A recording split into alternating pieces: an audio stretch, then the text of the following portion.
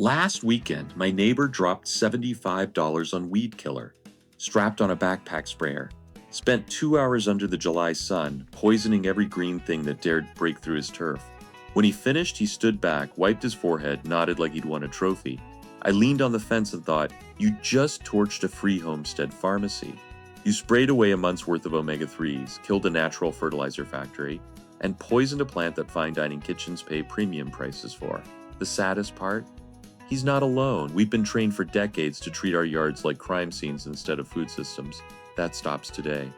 One rule before we start, and this one isn't optional: never consume a wild plant unless you're completely certain of its identity.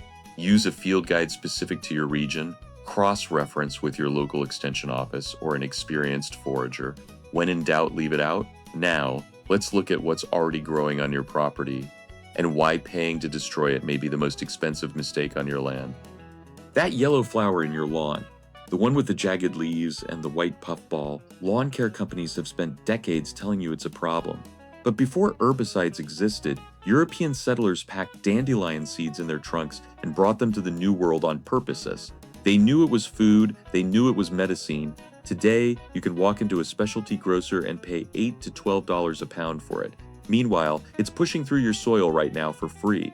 Every part of this plant is usable. The young leaves picked before the flower opens are mild enough for a salad, and they pack more vitamin A per calorie than a carrot. That deep taproot, often 12 to 18 inches down, sometimes past 2 feet, acts like a natural subsoiler.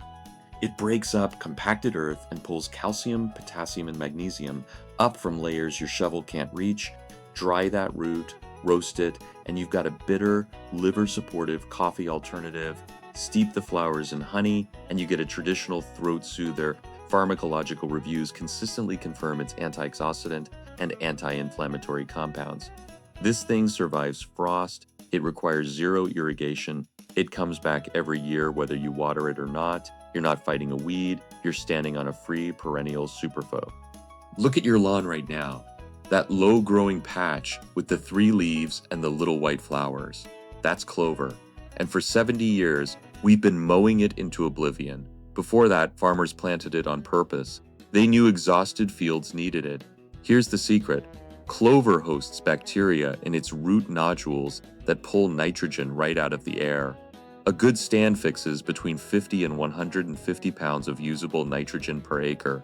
Every single year. Run the math. That's $100 to $150 in synthetic fertilizer you don't have to buy. But the value goes deeper than your soil.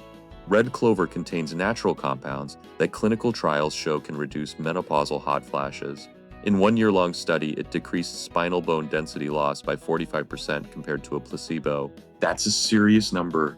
And if you're into herbal markets, dried red clover flowers sell for $8 to $15 an ounce. That's a cash crop hiding in your turf. Want fresh greens in winter? White clover sprouts indoors in just 3 to 4 days. Microgreens from a weed. It also forms a dense mat that suppresses other weeds, holds moisture in your soil, and feeds pollinators when nothing else is blooming. So what are you actually doing when you leave the clover? You're not letting your lawn get messy. You're running a zero-input soil regeneration system. That's the shift.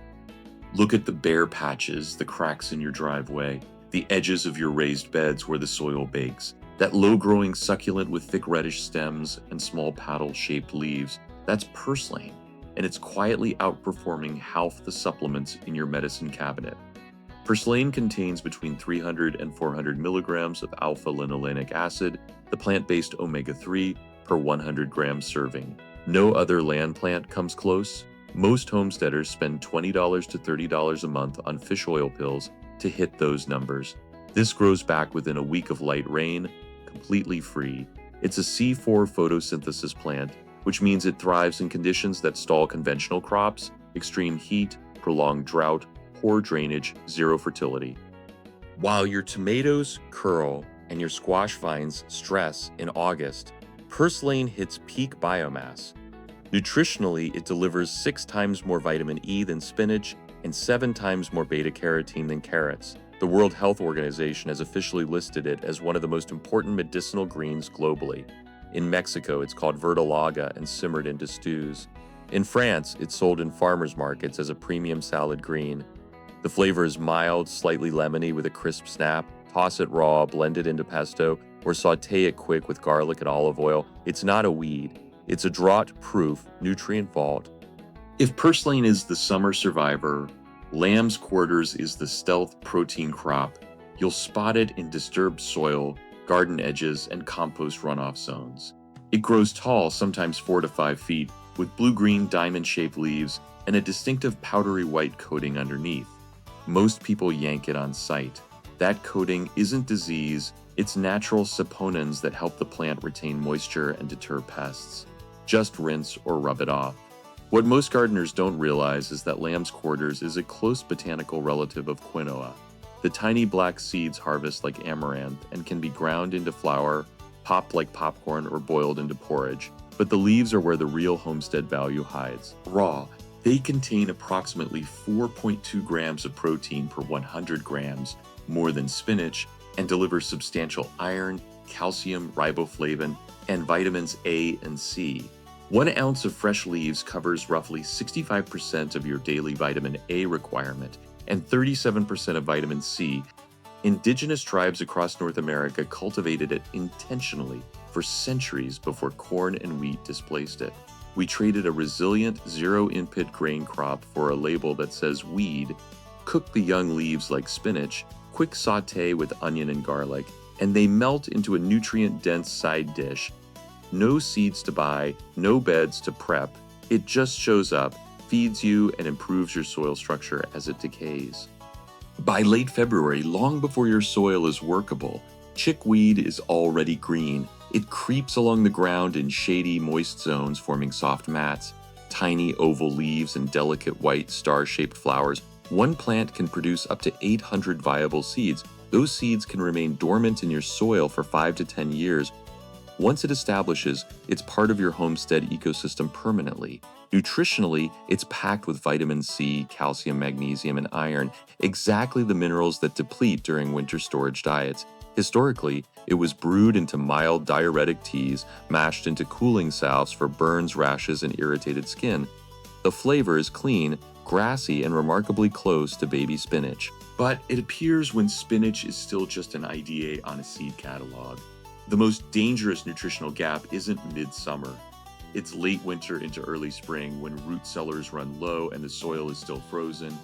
Chickweed bridges that gap. It doesn't ask for mulch, compost, or protection. It just wakes up first. Harvest it into early spring salads, blend it into green smoothies, or lightly wilt it into grain bowls. It's nature's early warning system that your land is ready to feed you again. Step onto the path. Look at the sidewalk cracks. Check the compacted soil near your tool shed. That flat rosette-shaped plant with thick parallel veins running down each leaf. That's broadleaf plantain, not the fruit, the herb. Native Americans called it white man's footprint because it followed European settlement, but they didn't call it a weed, they called it medicine. Crush a fresh leaf between your fingers until the juices release. Press it directly onto a bee sting, mosquito bite, minor cut, or poison ivy rash. Within minutes, the itching and swelling begin to drop. The leaf contains allantoin and aucubin compounds that draw out irritants, accelerate tissue repair, and inhibit bacterial growth. The young leaves are also edible. Steam, sauté, or boil them, and they soften into a mild, earthy green. Brew dried leaves into a tea, and you get traditional support for urinary tract comfort and respiratory congestion. Plantain thrives in compacted, low-oxygen soil where almost nothing else survives. It doesn't compete with your crops. It colonizes the dead zones. Next time you see it, don't step over it. Pick it up. It's a free, renewable first aid station growing under your boots. Tall, sawtooth leaves, fine hollow hairs. Touch it bare-skinned, and it fires formic acid into your pores. It stings. It's uncomfortable. But here's the homesteader's truth. That sting vanishes the second heat or drying neutralizes it. Blanch the leaves in boiling water for 30 seconds, and every single stinging hair collapses. What's left is one of the most mineral-dense greens you can put on a plate. Nettle is loaded with bioavailable iron, calcium, potassium, silica, and vitamins A, K, and the full B complex.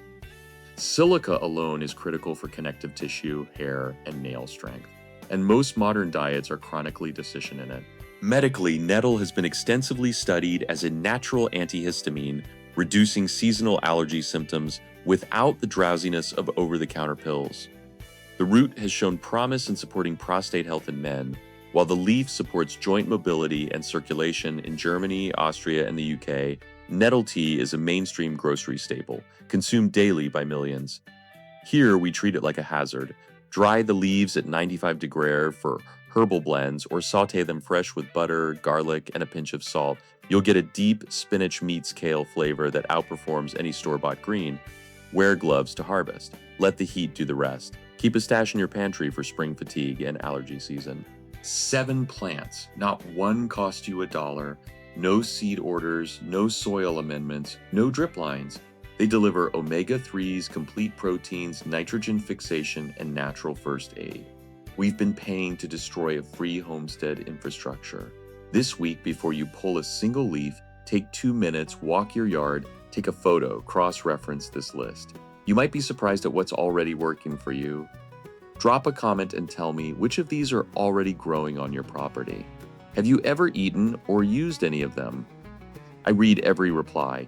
Your stories shape what we cover next. If this helped you rethink your yard as an asset, hit subscribe.